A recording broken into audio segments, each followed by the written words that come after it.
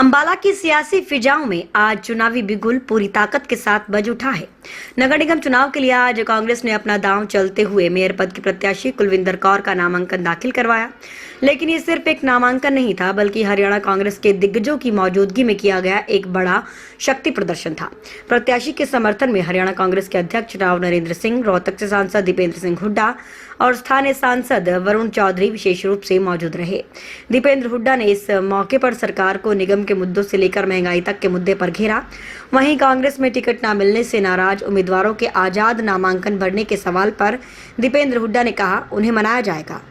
इस दौरान अंबाला लोकसभा सांसद वरुण चौधरी ने भी सरकार को जमकर घेरा और कहा, यहाँ एनडीसी नहीं होती, सिर्फ भ्रष्टाचार होता है, जनता को बेवजह परेशान किया जाता है। सांसद वरुण चौधरी ने कहा, सरकार की दलित विरोधी तस्वीर साफ दिखती है। इन्होंने एससी सीट घटाने का काम किया, जनता चुनाव में इन्हें जवाब देने का काम करेगी। इस दौरान कांग्रेस मेयर उम्मीदवार ने नामांकन दाखिल करवाने पहुंचे नेताओं का धन्यवाद किया और कहा, मैं अभी नई स्थितियों को समझ रही हूं, फिर अपनी बात मीडिया में रखेंगी।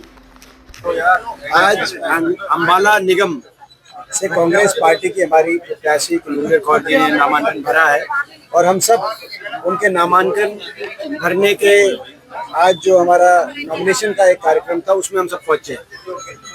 ये जो चुनाव है अंबाला निगम का हो या तीनों निगमों के जो चुनाव है पूरे प्रदेश में और बाकी नगर परिषद और नगर पालिका के जो चुनाव हो, ये स्थानीय मुद्दों पे ये चुनाव लड़े जाएंगे, मगर मुख्यतः इसमें मुद्दा भाजपा का व्यापक भ्रष्टाचार।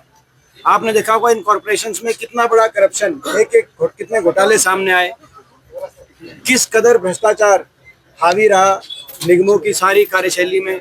आपने देखा होगा चाहे वो नो ड्यू सर्टिफिकेट की बात हो, प्रॉपर्टी आईडी की बात हो, कोई भी निगम से काम हो तो बिना करप्शन के कोई काम किसी के लिए संभव नहीं दिखाई दिया। और निगमों में जहां भाजपा के लोग जीते उनको एक तरीके से ठेकेदारी में आ गए और कहीं सफाई घोटाला आया सामने, कहीं सड़क घोटाला आया निगमों के माध्यम से, 400 करोड़ का घोटाला आया सामने जो बता रहे हैं अभी हमारे अध्यक्ष जी।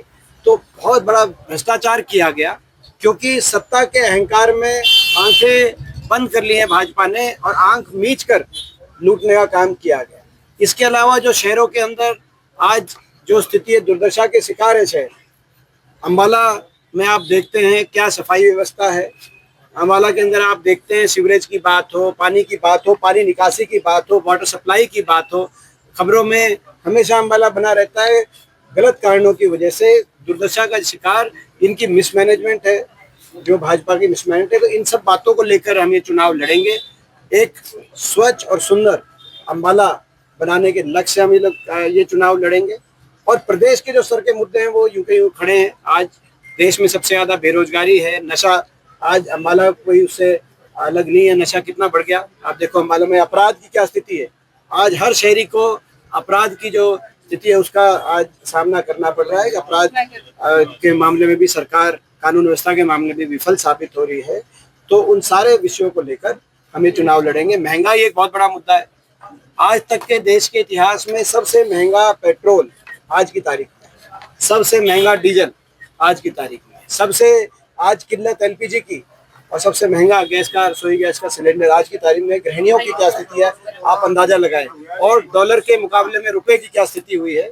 आप ये सारे मुद्दे हैं, इनको लेके हम चुनाव लड़ेंगे। कांग्रेस के लिए जब चुनाव आता है तब जो अपनों की नाराजगी है वो हावी पड़ती है। इस बार भी कई जगह पर देखने को आ रहा है कि आजाद उम्मीदवार के तौर पर कैंडिडेट उतर रहे हैं। उससे लगता नहीं कि कांग्रेस की सीटें खराब होती है। अभी विधानसभा में हालिया में ये नतीजा भुगता है कांग्रेस ने। देखिए, ये मैं समझता हूँ कि स्वाभाविक बात है, जब टिकट वितरण होता है उस समय बहुत से ऐसे हमारे कांग्रेस पार्टी के या किसी भी राजनीतिक दल के, चाहे वो भाजपा हो कांग्रेस हो, ऐसे कार्यकर्ता होते हैं जिनको उस टिकट के लिए जो प्रयास करते हैं। सब जो जितनी वार्ड हैं, जितनी सीट हैं, उतनी टिकटें हो पाती है, तो सब का प्रयास सफल नहीं भी हो पाता। लेकिन इसका मतलब नहीं है कि उनका पार्टी में कम योगदान है। तो हमारी कोशिश रहेगी कि सभी साथियों को हम मनाएं और साथ लेके चलें। देखिए, जनता दुखी है और पूरा विश्वास है कि जिस प्रकार से पंचकुला में तो जनता का पैसा भी सुरक्षित नहीं रहा। आपने देखा यहाँ पर तो जो व्यवस्था है वही खराब हुई, वहां पर तो पैसा भी चला गया। जनता का पैसा इकट्ठा हुआ टैक्स के रूप में, उसको भी गंवा दिया।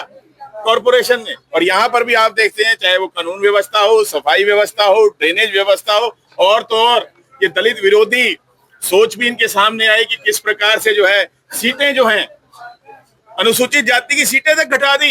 ये साफ पता चलता है कि ये महिला विरोधी भी है। महिला जो आरक्षण हो गया होता 2024 का आम चुनाव ही महिला आरक्षण के साथ हो गया होता, लेकिन इस बीजेपी की सरकार के कारण वो नहीं हो पाया है। इन्होंने जानबूझकर ऐसी शर्तें लगाई कि पहले सेंसस होगा, सेंसस के बाद डिलिमिटेशन होगा। जब इन्हें पता था कि सेंसस को 3 साल लगते हैं, डिलिमिटेशन को उसके बाद 6 साल लगते हैं, तो 9 साल की देरी क्यों? एनडीसी यहाँ नहीं मिलती। कितनी कॉलोनियां हैं जिसके अंदर टैक्स तो देना पड़ रहा है जन जन को, लेकिन वो रजिस्ट्री नहीं करा सकते। वो कहते हैं जी ये आपकी अप्रूव्ड नहीं है कॉलोनी, अनअप्रूव्ड है, ये नंबर हमारे पास नहीं है। भाई टैक्स लेने के लिए नंबर है, लेकिन सुविधा देने के लिए नंबर नहीं है। तो इसलिए आपने चाहे वो सफाई व्यवस्था देखिए, आपने स्ट्रीट लाइटें देखी। मैंने बार बार, आप सब गवाह हैं, दिशा की कमेटी की बैठकों में भी हर बार ये बात रखी है कि सफाई व्यवस्था में सुधार हो, टोल फ्री नंबर हो। ये मेरी मांग थी आप सबके माध्यम से, ये जन जन की मांग थी कि एक टोल फ्री नंबर भी होना चाहिए। वो भी आप सबके माध्यम से प्रावधान उसका कराया है, और आगे भी पूरी लड़ाई जन जन की हम लड़ेंगे। ठीक है सर।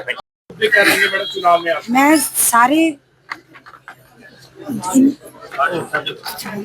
पार्टी मेयर के सारे नेताओं का धन्यवाद करती हूँ जो मेरे साथ यहाँ तक आए, और मैं आप सबसे अपील करती हूँ कि आने वाली 10 तारीख को मुझे वोट देकर विजयी बनाएं।